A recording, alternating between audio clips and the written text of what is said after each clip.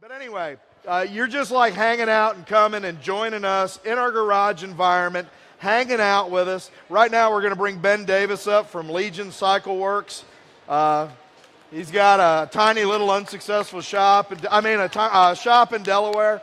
No, he's a great young guy doing some cool building.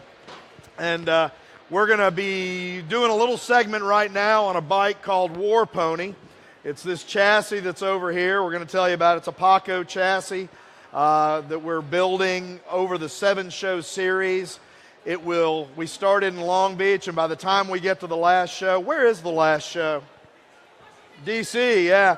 When we get to Washington, D.C., we'll actually start the bike and ride it off the stage. So you can see it on Facebook Live. You can go to JMP Cycles. You can go to motorcycleshows.com, which is the official Progressive International Motorcycle Show page. You can go to Cycle Source Magazine.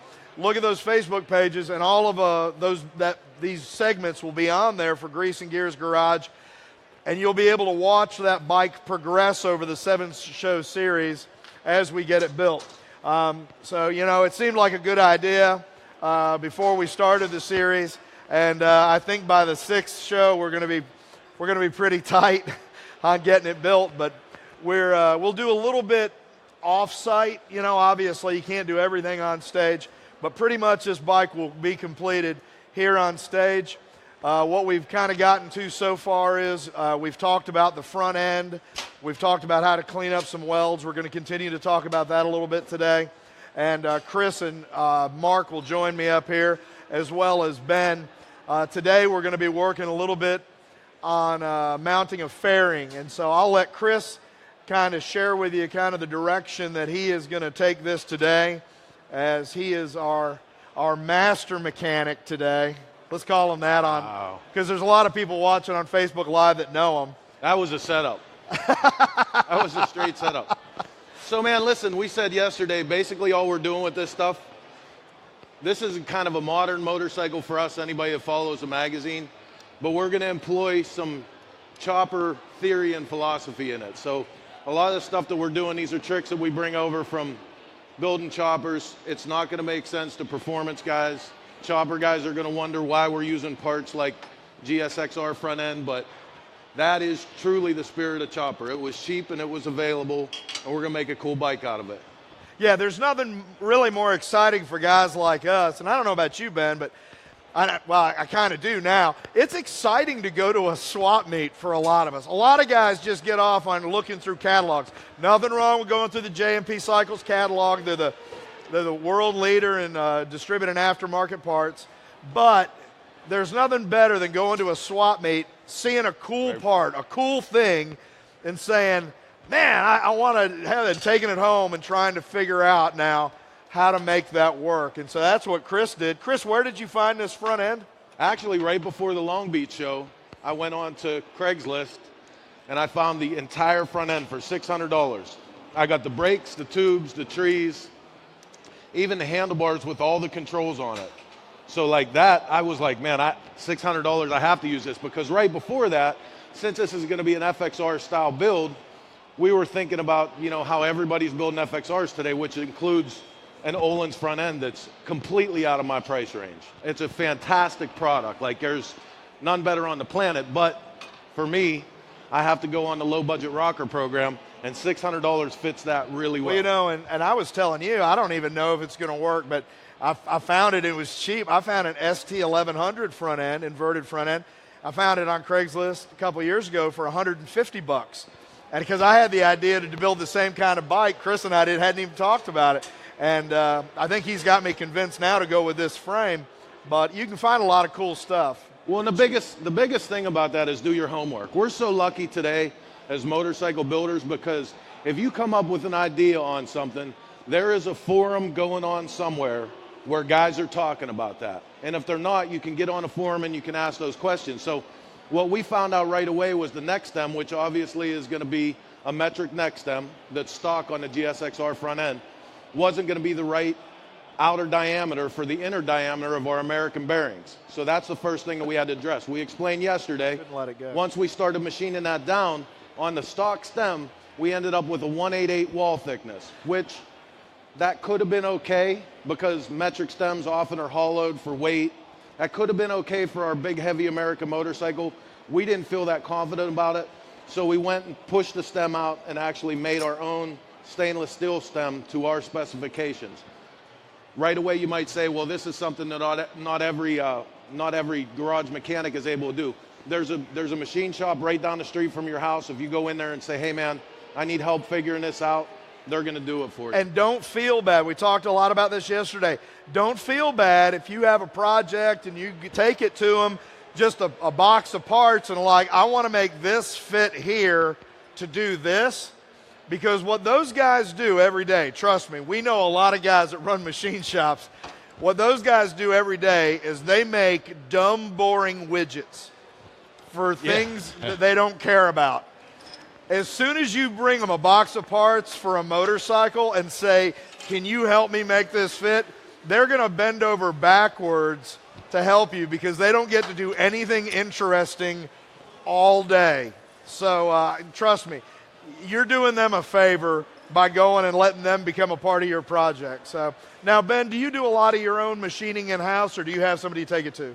We try to do as much as we can in-house, just because for us it's more like a time thing. Like if we do it in-house, we're in control of like the timelines. Like it's really hard to tell a customer that it's going to take 2 to 3 weeks, and then you farm it out to somebody else, and then they get jammed up, and then it kind of puts you in like a bad situation. So right. We learned the hard way of making ourselves look stupid, that it's easier and more effective for us to just do everything as much as we can in-house. Which is the difference between having a shop that's doing customer work and doing your own personal project.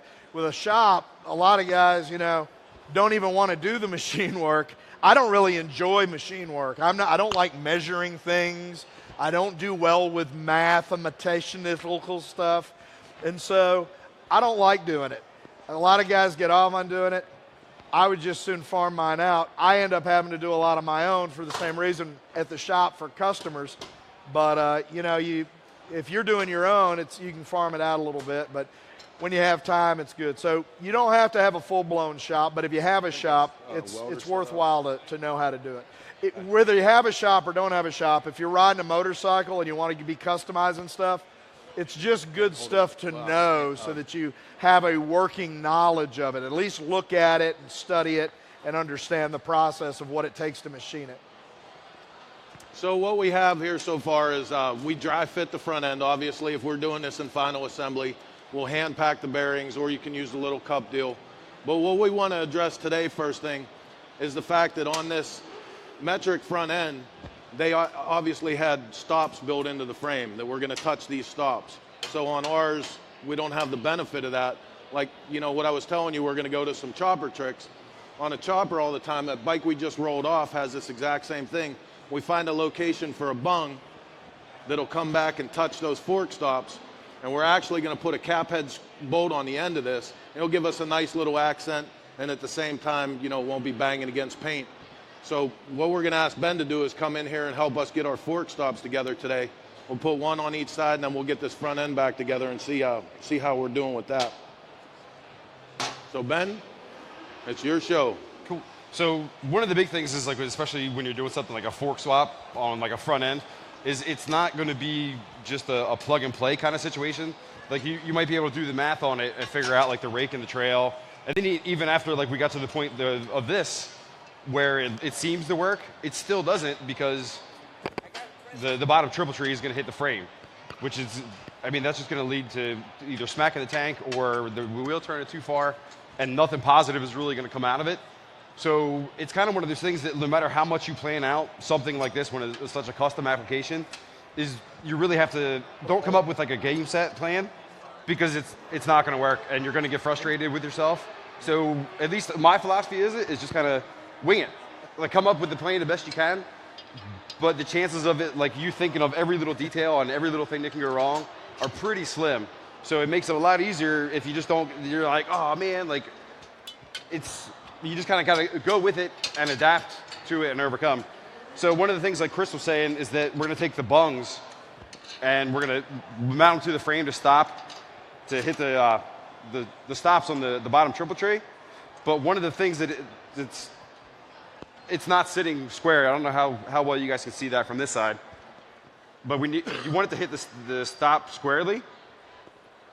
But I don't know if you guys can see the cope going to the down tube. So one of the things with fabrication is take the time and get the fitment perfect. Because if you leave a big gap, like if say it's tight at the top, a big gap at the bottom, you have to fill it with weld. And then that just leads to more problems because then you're pumping additional heat into it. It leads to, you can potentially warp things. I know, right? This necessarily won't warp, but on like thinner items it will. So take the time and get it as tight as you possibly can. Like you don't want to see any kind of air coming out anytime you're fitting tubes. Plus, with it. once you fill that gap with weld, if the other side isn't the same, it's not symmetrical, and we're going to call you out on it. And it makes for a lot better finish of a product. If you have to, like, if you get it nice and tight at the top and you can get a real nice weld in there, and you have a big gap at the bottom, you're going to have to really pound that weld in there, and the finished product just isn't going to look. It's one of those things that it would bother you. It's, at least from like my perspective, like just because when you build a bike like this, like you know every little inch of it, and you know that this was this was that.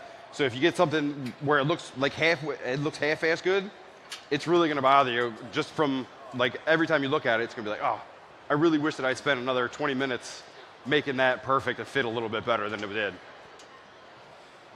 Yes, sir. So for something like this, basically the way that I usually try to start is just kind of hold it up to where it's fitting. So right now that's kind of how it wants to sit. And obviously that doesn't work. So the way I do it is I usually take like a Sharpie and just kind of trace the spots that like you need to modify. So on this, Got a silver Sharpie over here? we need to slide this bushing around first to hit more like that. But as you can see, like that gap right there, I mean, that's almost 1/4 of an inch. That's no good. It's just gonna lead to problems left and right. So technically you could weld it up like that. Is it gonna look good? No. And is it gonna fail over time? Probably. So you just wanna take a Sharpie or some way to mark it and just kind of get it in the backside. And it's kind of one of those things, like the easiest way to explain it is just kind of little bits at a time. You can always take out more, you can always take out more. But you can never take out, you can't put it back, short of welding it or Bondo. And I mean, if you're building something like this, the less Bondo, the better. Let me see that he just handed you. He asked for a Sharpie, so Chris gives him this. It's a toothpick. This is what it's like when you come to your buddy's garage and you're looking for tools. This is sharp, Chris. This is sharp. So here's your Sharpie. So I'm gonna do it on this side first. So all I'm doing is we need to pivot this in because as you can see, it's not gonna hit the stock stop that we're trying to hit. So we need to roll it like that. Okay. So I'm gonna do it on this side just because it's a little bit easier for me to see. No, we also had a. Actually, no, I'm a liar. So I'm gonna ask Pat to come over here and help give me a hand holding this. Let me just hold that there. Yeah. Chris found a marker, and it's dried out. No, it's not. He's getting the ink into it. It's a paint marker. Paint marker. Is that where you want it? Yeah, something like that. Yeah. No, it's not. Where'd you have it? Where to be? The guy up here with the microphone is Edge. Does this thing work? That's work. He's from the Smokeout. Edge, tell him about the Smokeout. Well, first of all, I want to comment on this. They're doing something that not everybody would have thought to do, but they're internally threading this bung and putting where you can screw something into it. And for guys like me that aren't as sharp as guys like this, that's huge because that's internally threaded and you can move that nut in and out, you can change how far your forks can move. And that's kind of key, especially to guys like me, because I'll have a tank on it, and then I'll run into somebody that makes tanks, and I'll be like, dang, I want that tank on my bike. I want to switch out the tanks. Yeah. And it might be a wider tank, so you might want to have less fork movement, and you're not, if you didn't have that internally threaded where you can move that nut in and out in those bungs, then that then you're starting all over and you got to add some material onto the end of that bung. So they're thinking ahead, even though they're setting it up for this tank, they're thinking ahead by having that threaded like that. It's kind of nice watching pros in work, because I'm the kind of guy that would have put that on and then got a fatter tank later. I'm like, dang, I wish I'd put a nut on there so I could take out less material. But yeah, what I do is I run the Smokeout motorcycle rally. It's good. And it's really probably the largest rally in the world, I guess, for people that build their own motorcycles. It really, this small. what separates the Smokeout from most type rallies is most of the people, at least the core of the people that come to the Smokeout are people that are into building their own motorcycles. So I know a lot of guys that their whole year is sort of this is the frame I'm going to get for the bike I'm going to build for next year's Smokeout. And all year they're kind of putting stuff together. And I don't know for a fact, but I'm hoping the reason this bike is ending in D.C. is you're getting it ready to bring to the Smokeout. There you go. We'll see. But I'll shut up now and let these experts kind of get at it. So all we're doing right now is we're still just trying to dry fit it, and I don't know how well you can see, but the top half is really, really good. It's spot on, but if you stick a head underneath of it, you can still see a gap. It's not very much, but like I was saying, if you spend the extra time now, it's going to make for a better finish and an overall stronger finish on it. So you just kind of do a little bit, check it, do a little bit, check it, do a little bit, check it, just until you get it. And this goes back into what we were talking about yesterday. And you can go back on Facebook Live. You can either go to Cycle Source or you can go to motorcycleshows.com, the official Progressive International Motorcycle Show page.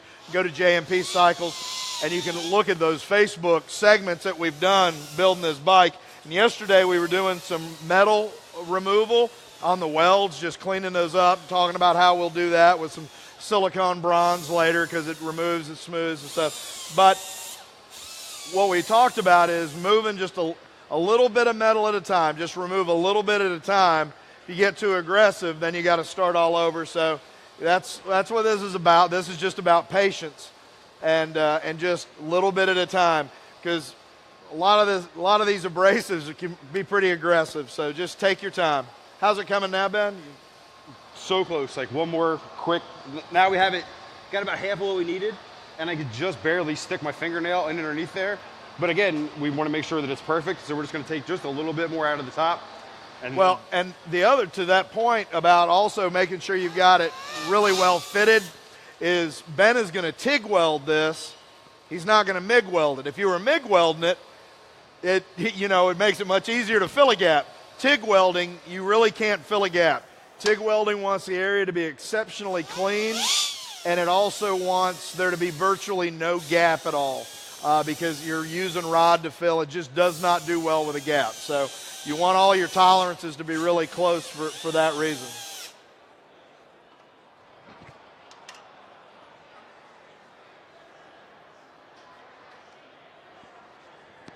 Oh, that looks pretty good, doesn't it? it does. All right. So now that we have it to that point, we're ready to tack weld it on. One of the things you always have to do is this frame is either painted or powder coated. Welding doesn't, specifically TIG welding, does not like anything but bare metal. So you have to take off, basically you have to remove the paint from just about this whole section.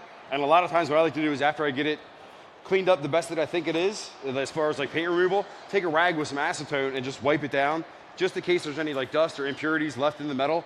Because and it's strictly just because when you're welding, that's what the welders like, is they don't like a lot of impurities and funk like that.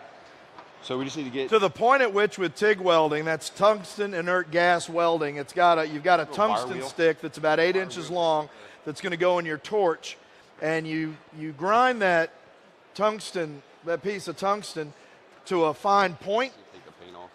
And I see a lot of guys, and I know you probably have seen a lot of cats in their shop that are just getting into TIG welding. They'll go over to their bench grinder and they'll start grinding away on that tungsten, and they go, and their welds suck, and they can't figure it out, and they're so frustrated because TIG welding wants it to be such a pure kind of process that you have to designate a grinder wheel specifically to to make that point on your tungsten stick. Otherwise, you're going to pick up stuff off that stone, and it's just going to blow apart. It's going to splatter on you. It's just going to look terrible. So you're just going to want to make sure that when you're TIG welding, everything's really, really clean. Which we had the question last night with Nick, actually, about that. With stainless steel, Chris asked him if he liked welding, if stainless was real hard, because a lot of guys are afraid of it. And Nick said no, what he's afraid of with TIG welding is aluminum, because aluminum is such a dirty metal. Did we lose Chris Cowan? Oh. Is Chris here? Is he all right with me doing this to his frame? Oh, yeah. You can do whatever you want to. Yeah, we'd have to do it if you weren't here, so we just assume you do it. Keep going. You guys have any questions about what he's doing? Or Peter, why don't you come up here anyway? This is Peter Ballard. He's an internationally known motorcycle builder. Actually, he works in the insurance industry. He's a garage builder, though. He's got a beautiful Softail here in the show. And so, Morning, everybody. Yep. What are we doing here, Pat? Peter, we got Ben from Legion Cycle Works putting some fork stops on the bike for us. So It's very nice. You can put some on mine over there too, because Next time. next time. Okay. Next time. sounds good. So like I was saying, one of the things that you have to make sure that there's no paint around there is the surface area. So this is only a 3/4 inch bung. So really, ideally, you're only shooting for like an inch. But you always want to go further than what you think, just in case, just to give yourself a little bit of play so you're not doing it 4, 5, 6 times, because what you don't want to happen is you don't want to get about halfway through your weld and then realize that there's paint in there, because then that compromises everything. And it's a whole bunch of like sciencey, boring stuff as to why you don't want that to happen. So just really do the time. It's kind of the same thing with fitment. Spend the time to do the prep work, and it makes the end work that much easier. So you may have talked about this before, but is there a reason why you prefer this style versus an internal fork stop, or sort of dealer's choice? this was just kind of one of those things that we didn't really realize until we put the front end on yesterday. And it was like I was talking about earlier. Like this is specifically like a Harley frame, and we're taking a modern sport bike front end and retrofitting it on. So like I was talking about, it's not just going to bolt right up and be like, oh, everything's going to work, because this little nub right here is the stock steering stop on this frame. Yeah, that's not going to do it. So you can see the difference. And again, it's just the difference between something that was made in the 60s, 70s, 80s, as opposed to something that was made within the last 10 years. So it's kind of just making it up and doing it on the fly. Right on. Right? Got to fit the application. You want me to hold that while you weld it, or can you do all this with your 3 hands? I feel like you should do the welding and I should hold it. That's I'll do it if you want me to, but That's- specifically that's what you're getting paid the big money to do, so I just assume you do your job, Ben. You guys have a problem with that at home too, right? I know you do. I know, Ben. Take out the garbage. No, Ben, that's your job.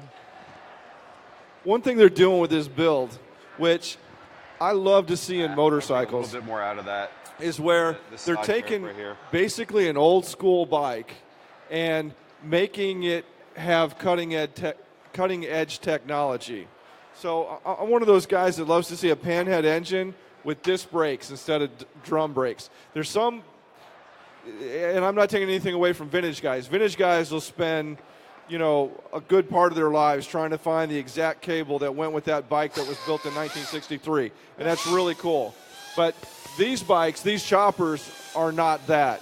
They're taking old motors and old technology, or they haven't built the FXR since 84, 86 that came. 86, and then they're taking a sort of the Kenny Boyce Pro Street frame.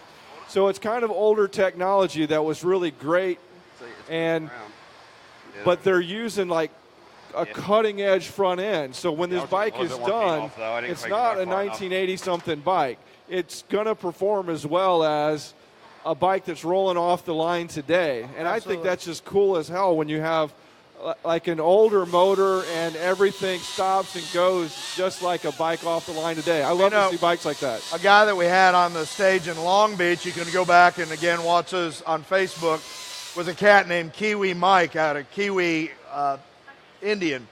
And he is all about vintage Indians. All that guy does, Mike Thomas, all he does is ride vintage Indians. And he's got a 48 Chief, and he rides it through Death Valley every year.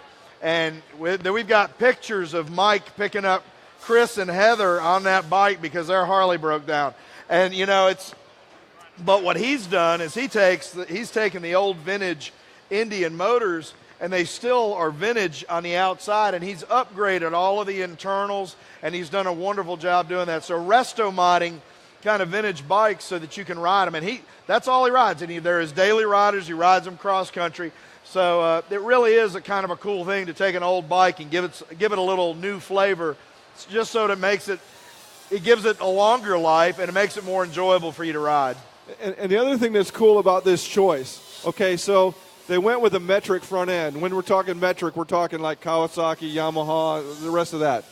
There's kind of a difference if you hang around with metric guys that race. The only cool bikes are the ones that came out this year. So if a bike gets 3 or 4 years old for the metric lifestyle, those bikes aren't cool anymore. And they're going on to the newer bikes, which is absolutely great for us garage guys, because all of a sudden we have this plethora of metric parts that we can tap into. So, if you went to buy just a set of, calipers like they have on this front end, those Tokiko calipers. Screen right there. If you went to get a performance machine caliper, that's big money. Chris was saying he picked up that whole front end with Tokiko calipers, which are just awesome calipers, and an inverted front end. That's thousands of dollars worth of stuff he picks up for hundreds, So you can tap into the different culture. It's hot, right? Listen, look at the if you guys look can at the check out people like screens. Fab Kevin. He you took the words out of my mouth. Their calipers are fantastic. You can find a lot of conversion. Various folks doing conversion kits for putting metric calipers. And candidly, they're a lot better for a lot less money. So they're definitely a great option out there. As I flash myself looking back. You guys are going to want to look at the TV screens and kind of watch. We'll try to get a shot on this. It's hard because we're kind of in the wrong direction welding right now. But the reason we've got this up here, well, it's for two reasons. The biggest reason is because of the fire marshal. It's actually really fun to stare at the bright light, but it'll hurt later on tonight. We make sparks and flames in that inside, and the fire marshal's not a fan of that. But the other reason is because you can get flash burn. And what flash burn is, the reason they'll tell you not to look at when somebody's welding, you'll think that it's fine, but it is basically the exact same thing as looking into the sun directly. And when you get a flash burn, that's what it's doing. It's actually burning your eyes. You can burn your corneas. A lot of guys, I got a son that does this. It drives me crazy, and he doesn't believe me, but someday he will. A lot of guys will close their eyes real quick just to hit a tack, like MIG welding particularly. They'll just tack it. Bad idea. But your eyelids aren't thick enough to block that light either. So all you're really doing is you're burning your eyelids then. But if you do that enough, you'll actually feel like you have a sunburn. You'll actually have a sunburn on your face. So don't ever look at that, and don't ever weld without a helmet on. Pat, I have a question. Yes. Are there women that are so hot that you can get flash burn? Yes. My wife, she's back there. Sarah, Jackie, Miranda, just a few, to mention a few. There you go. So be careful out there. Me. I'm not a woman, but I'm pretty hot. I was boiling this morning on the way here in the Uber because we got a Civic. And so Mark and I and Heather Callan were in the back seat of a Civic. Takes less work. And my butt cheeks were welding together. This is not a pretty sight, man. This is not. I don't want to visualize this. Jackie, do you want to do a shout out there? Hey, I just wanted to let all of our friends know that are over here at the Progressive Main Station parlor area that we are still up and running and hooking each and every one of you up with awesome free stuff and free services here at the parlor. Flo's Chop Shop free barbershop services are still going on. Head on back there and get yourself signed up. Free beard trim, free neckline cleanup. We're also offering absolutely free VIP coffee for our Progressive policyholders that are here in the booth. Last but not least, we're giving away that beautiful custom BMW from Disowned Customs right in the center of our display. To get signed up to win that beautiful bike, any of my lovely Progressive girls with the iPads in their hands can get you signed up. And when you get signed up, I'm going to throw in a free hat or t-shirt over at the swag station just because I can. All the good stuff brought to you here at the 37th Annual Progressive International Motorcycle Show, courtesy of America's #1 rated motorcycle insurance company. That's us over here at Progressive Motorcycle Insurance. Thank you, Jackie. Progressive's a great company to work with. You know, one of the things when I was working with Progressive that I discovered about them is they've been insuring bikes, motorcycles since about 1963, 65, something like that. And it's been long enough now that I don't remember. But that was before you met the nicest people on a Honda and before most states even required you to have motorcycle insurance, because they saw motorcycles as such a great asset and such an artistic kind of venue for people to express themselves. So they were way ahead of the custom scene on that.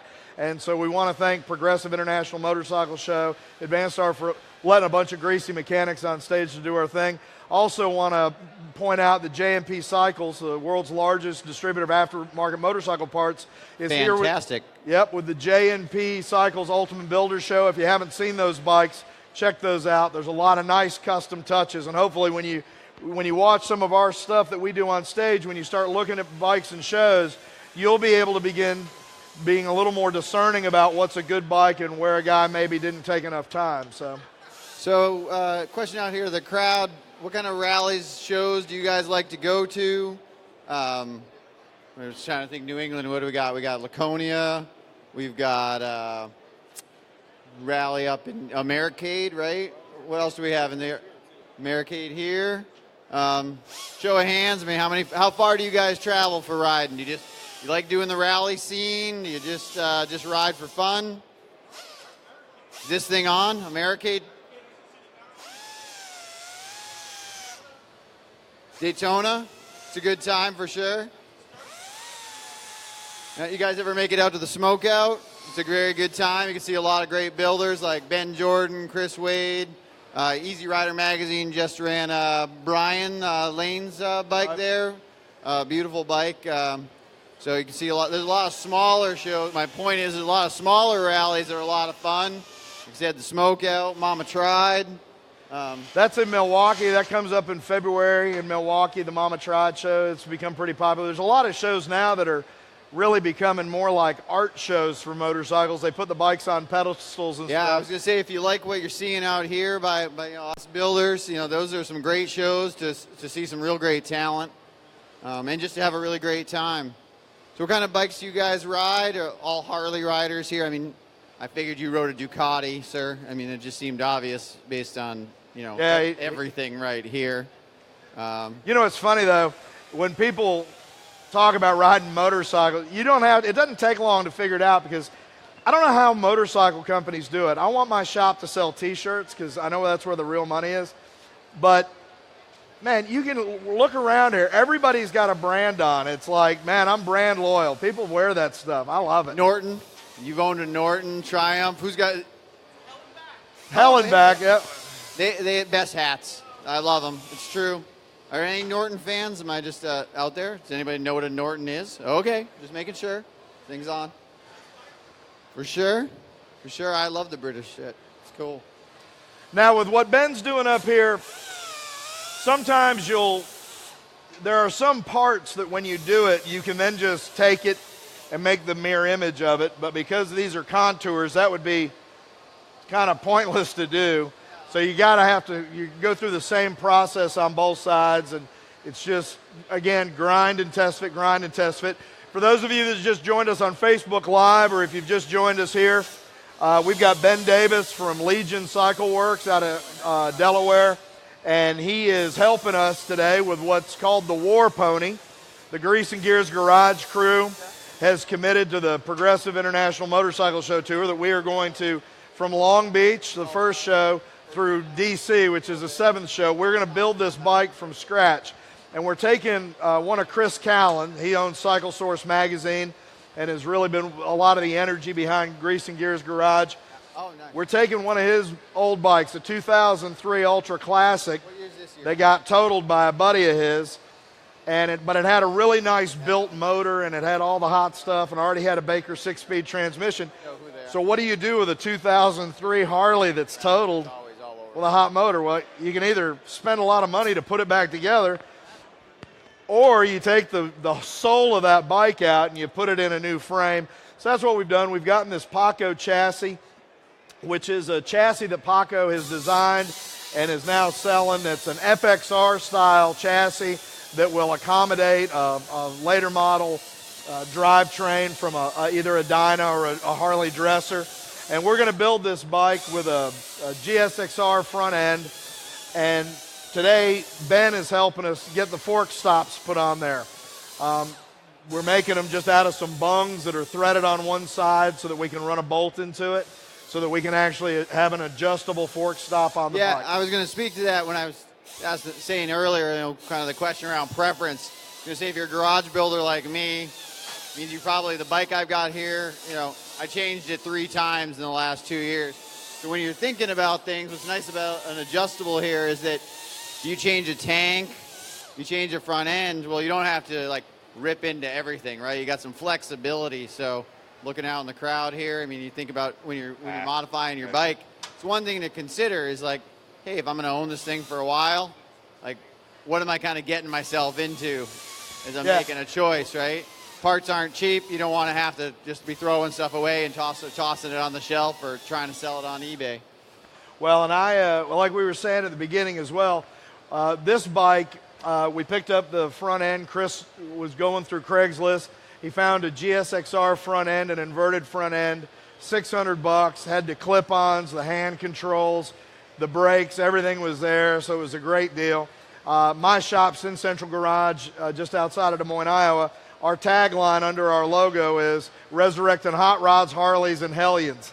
And so we really want to recycle, reuse, repurpose, and that's a big thing with the group of guys here with Grease and Gears Garage that we bring up. We really like to use that kind of stuff over and over again.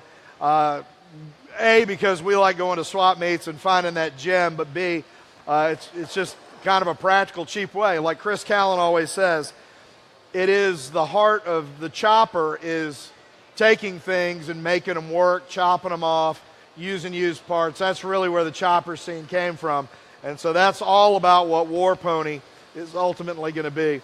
So if you want to keep up with the builds, you can watch us on Facebook Live. You can go back. You can either go to motorcycleshows.com. You can go to JMP Cycles. You can go to Cycle Source's page, and you can look for Grease and Gears Garage, and all these things will be there. We're working on turning each segment from all the shows also into YouTube videos that'll be on a YouTube channel. And so you'll be able to see this and keep up with it. Plus, Grease and Gears Garage invites some of the best builders in the country on stage to do other things with us. Like we've had Chris Richardson narrate a gas tank. Chris Callan, Cycle Source Magazine's back on stage. Oh, this is just timely because I have a really good question. I've got a question about the frame. Because I built one of these years ago with an Evo motor. And the motor and the transmission moved separately from the frame back then. But if this is going to be like a Dyna, this is going to be one piece. So what this starts out at is Paco actually makes an FXR frame now that takes the entire touring driveline. So this is although it looks like just an FXR frame, Paco designed this specifically to work with that one solid unit engine and transmission as a rubber mount. Right, which if you're who had an FXR back in the day here?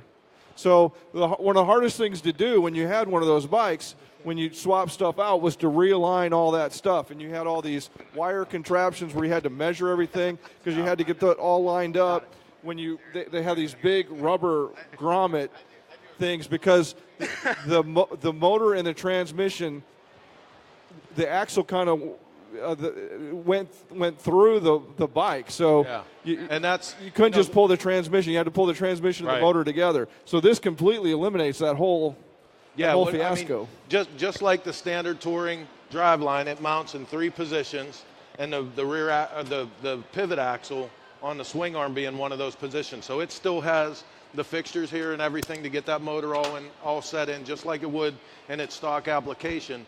But it's giving you the benefit. The biggest thing is people that know will say, well, it's really not that different than a touring frame because it still has this same kind of geometry in the back. The difference is when you're building a custom motorcycle, a touring frame up here would be big boxy steel. You know, the neck would be elongated to get underneath the fairing. So what we would have to do to make that into a custom motorcycle is cut it off here and just rework this whole part. Paco's basically done that for us and give us a good starting point where from here we can have, where's our gas tank at? It's behind the screen. So since we typically work with smaller gas tanks, this one's a little bit bigger than what we normally do, but see, by the time we get this on here, you're gonna be able to see a lot of that frame still. You know what I mean? So you don't want to have that big boxy frame and stuff if you're doing a custom. So even going with something small like this is a good trick to talk about later on. This looks like a little chopper tank, and on the outside it is, but we're dealing with some modern technology. Oh, wow. You know what I mean? We got the Thundermax auto tuner system going into this. It's fuel injected. So we snuck in a little mount plate, and we're actually going to be using down the road, we'll show you guys this, the fuel pump from a Sportster, so we can get away with a smaller tank rather than, the big touring tanks have a much larger fuel pump and access door and stuff. So we snuck that in, and by the time it gets mounted, you almost don't see it. So this is the totally cool stuff that a lot of people can miss sometimes. Unless you can sit around the garage like we're doing today while they're putting this together, like you don't realize that this frame is like an 80s FXR kind of thing, but then it's been adapted for a one-piece motor transmission that didn't come about until almost a decade later. And then it's adapted into fuel injection, which we didn't really go to with Harley completely until 2005. So you got this 80s bike coming together to take advantage of the best technology today. And you don't even, if you just walk by the bike or you don't get to hang around a garage like you're doing today, you can kind of walk by that bike and miss why that's so amazing. Well, I mean, here's another thing too. These are not always the best of times economically. Our economy has been going up and down like an ocean liner. Something like this, you can very easily on the open market today find yourself a $2,000 wrecked touring motorcycle, twin camera Evo. You can get into a frame like this. I think they're between $1,200 and $1,500, and you can start onto a custom build without, like I said in the beginning about the front end, without the most expensive parts. Of course, we're going to take this $1,200 or $1,500 front end or frame, and we're going to spend a lot of time massaging all this, getting the welds smoothed out, making it into that custom application that we want. But sweat equity I have. Chris, you hit on a great thing, which is about reliability and rideability, right? Yeah. People always kind of assume oh, that custom bike, that's great. It looks great in a show, but you can't ride that. You won't enjoy it. The bike I have here, I built that and brought it to a Hot Bike Tour, and we rode 1,000 miles in 5 days on it. Did the tour, the Tail of the Dragon twice, right? So you can build custom motorcycles that you can enjoy every day, right? I mean, they're not built to be showpieces. People, choppers are about enjoying them. Yeah. Having a passion for it, and there's no reason why you can't use modern things like fuel injection. My wife's bike, custom that I built for her, that's fuel injected because she just doesn't like to deal with it. We live in New Hampshire, just like New York. It's cold. You wake up in the morning, it's 30 degrees, and it's 75 degrees of the day. So, there's a lot of great technologies out there that you can blend into your custom motorcycle to make it really fit your riding style. And I think today that's more important than ever. As an industry, we start to look at not the first next generation, which we had with Generation X, but millennials coming into this. Millennials adapt to technology much easier than my generation and way easier than the generation before us.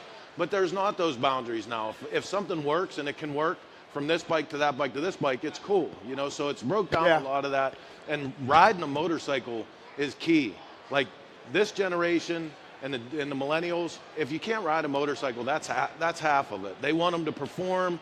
There's got to be no question about the rideability. Watch this. I'm kicking his soapbox out from underneath him. We're at time and I told the Progressive crew I wasn't going over again. I went over and that little Jackie came down the other stage and she was wagging a finger at me. And I was like, wah!